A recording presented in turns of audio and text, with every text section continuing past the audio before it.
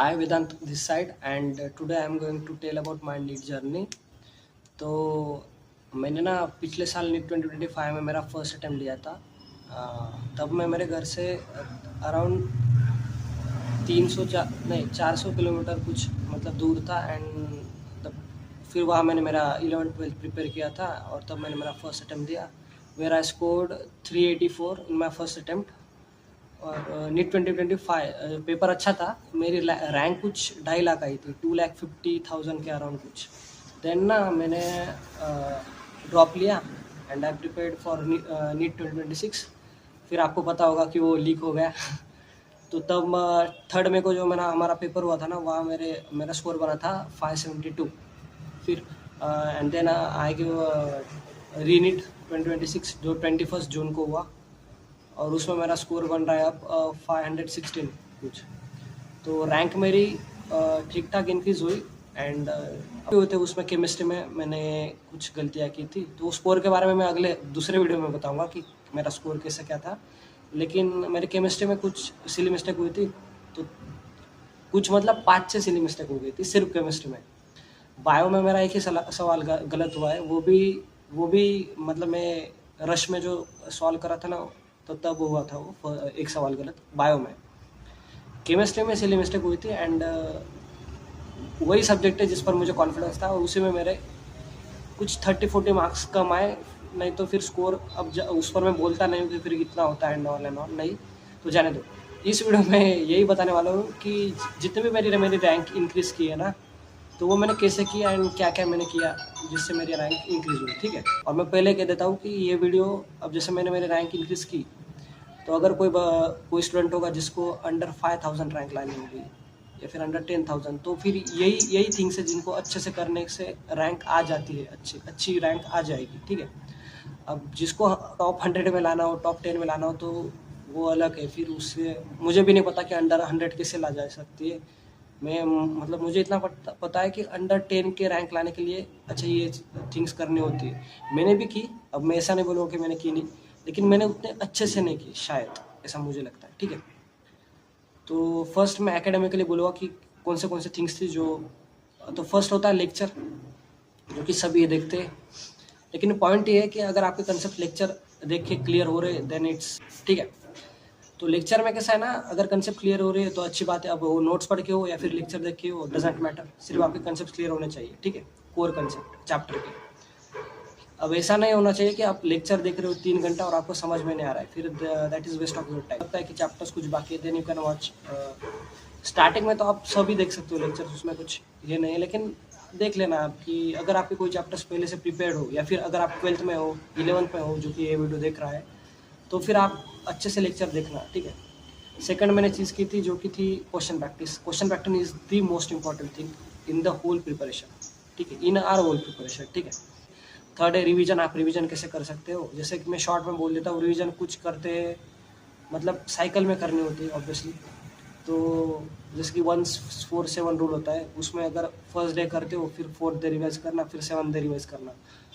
अगर या फिर एक दिन में रिवाइज किया, फिर उसके बाद 4 दिनों बाद रिवाइज किया, फिर उसके बाद 1 वीक के बाद रिवाइज किया, फिर उसके बाद 1 मंथ के बाद रिवाइज किया, फिर according to the test revision चलते रहते, ठीक है।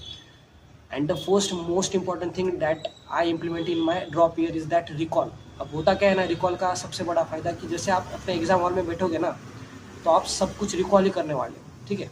तो उसमें ऐसा नहीं कि आप मतलब बस रिकॉल ही करना है उस दिन, ठीक है।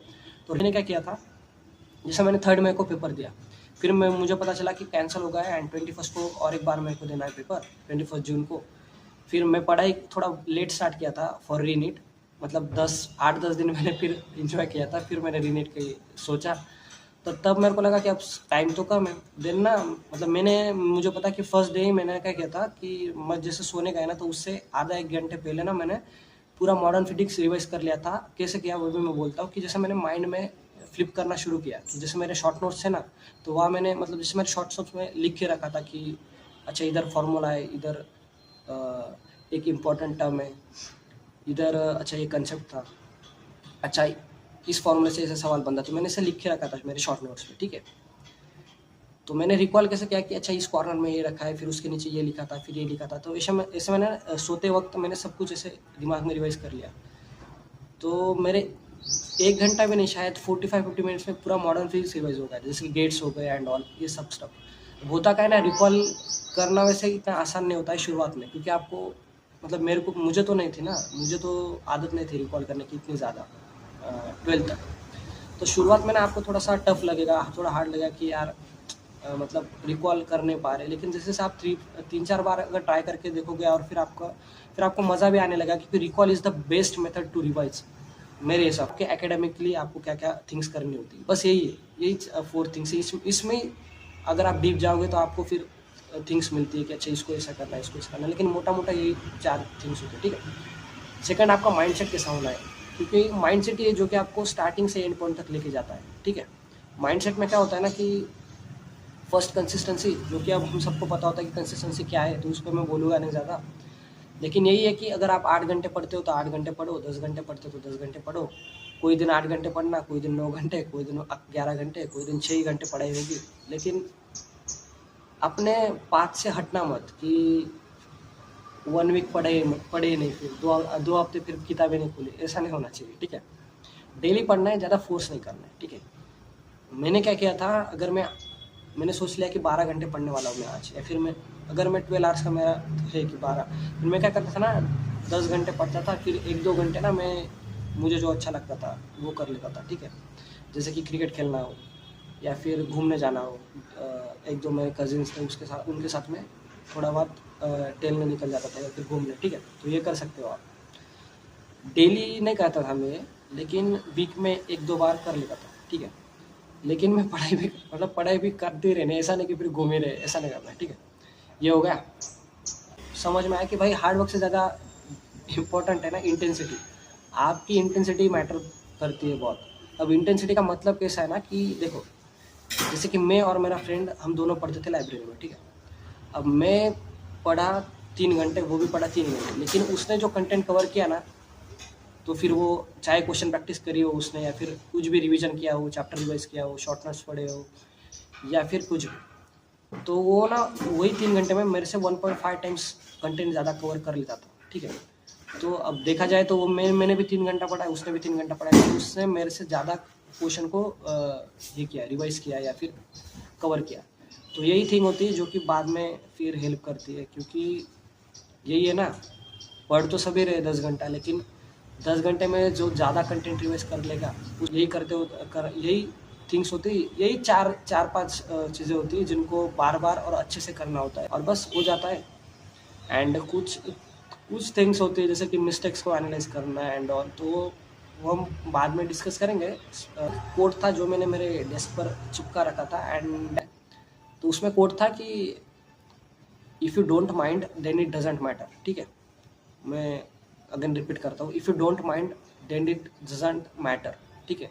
और ये आप कहीं भी अप्लाई कर सकते हो, आपके फील्ड में कहीं भी, ठीक है। तो बस खुद पर ही ध्यान देना होता है, ज़्यादा कंपेयर नहीं करने, मतलब अपने दोस्तों से ना ज़्यादा कंपेयर भी मत करो। अब मैंने मेरे 12th में मिस्टेक की थी कि मैं ना मेरे फ्रेंड से कम, ठीक है। तो यही कहूँगा कि कंपेयर मत करो, सिर्फ खुद को इम्प्रूव करो।